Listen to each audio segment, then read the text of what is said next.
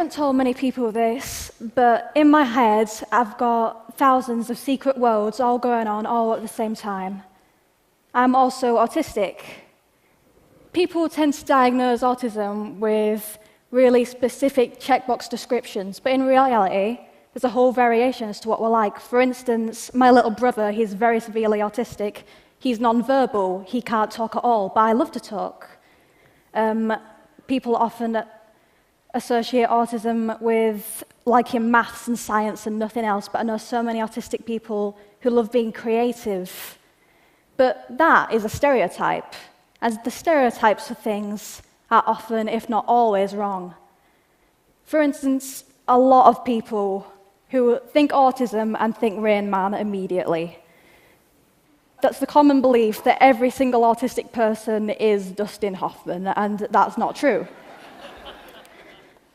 But that's not just with autistic people either. I've seen it with LGBTQ people, with women, with POC people. People are so afraid of variety that they try and fit everything into a tiny little box with really specific labels.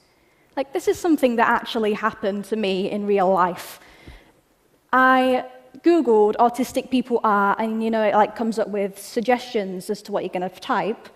I Googled autistic people are, and the top result was demons. That is the first thing that people think when they think autism. They know.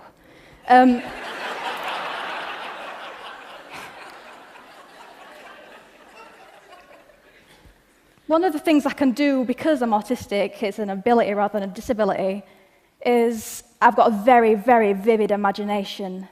Let me explain it to you a bit. It's like I'm walking into worlds most of the time. There's the real world, the world that we all share, and there's the world in my mind. And the world in my mind is often so much more real than the real world.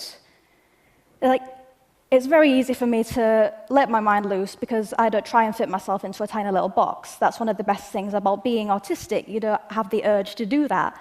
You find what you want to do, you find a way to do it, and you get on with it. If I was trying to fit myself into a box, I wouldn't be here. I wouldn't have achieved half the things that I have now. There are problems, though. There are problems with being autistic, and there are problems with having too much imagination. School can be a problem in general, but having also to explain to a teacher on a daily basis that their lesson is inexplicably dull, and you are secretly taking refuge in a world inside your head in which you are not in that lesson, that adds to your list of problems. Also, when my imagination takes hold, my body takes on a life of its own. When something very exciting happens in my inner world, I've just got to run, I've got to rock backwards and forwards, or sometimes scream. This gives me so much energy, and I've got to have an outlet for all that energy. But I've done that ever since I was a child, ever since I was a tiny little girl, and my parents thought it was cute, so they didn't bring it up. But when I got into school, they didn't really agree that it was cute. It can be that people don't want to be friends with the girl that starts screaming in an algebra lesson. And this doesn't normally happen in this day and age, but it can be that people don't want to be friends with the autistic girl. It can be that people don't want to associate with anyone who or can't fit themselves into a box that's labelled normal.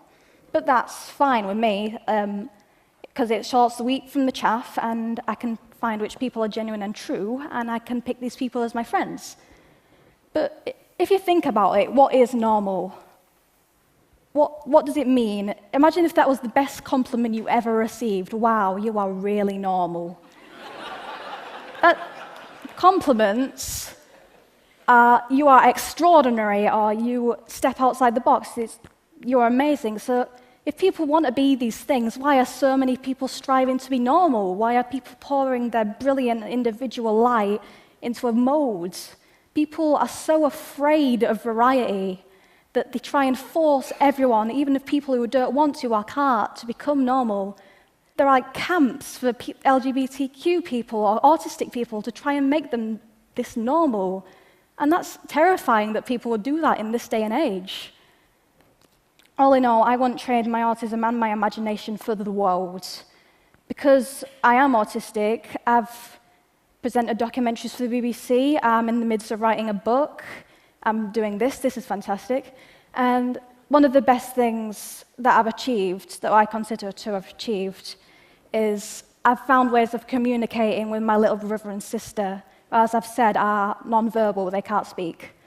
And people would often write off someone who's non-verbal, but that's silly because my little brother and sister are the best siblings that you could ever hope for. They're just the best, and I love them so much, and I care about them more than anything else. I'm going to leave you with one question. If we can't get inside the person's mind, no matter if they're autistic or not, instead of punishing anything that strives from normal, why not celebrate uniqueness and cheer every time someone unleashes their imagination? Thank you.